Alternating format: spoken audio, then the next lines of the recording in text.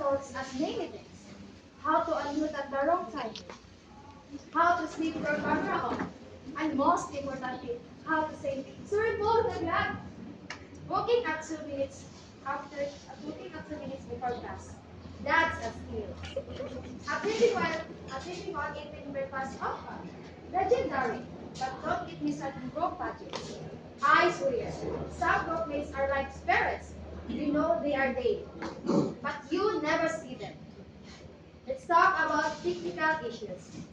Mom, I can hear you cook. Or worse, Mom, you're on mute.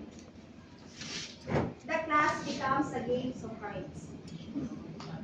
Despite all this, we know the truth.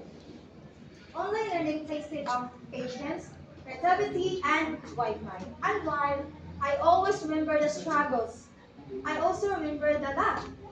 That's what we make it memorable. Thank you for listening, and to all survivors out there. We made it. Okay, is that all? Nga tanda ko.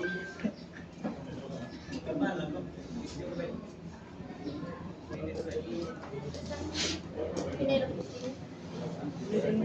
Speech super swing.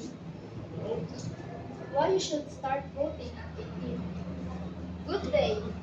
Today, I want to persuade you to use your right to vote the moment you turn 18. You might think, I am just one person. What difference can I make? But every great change in history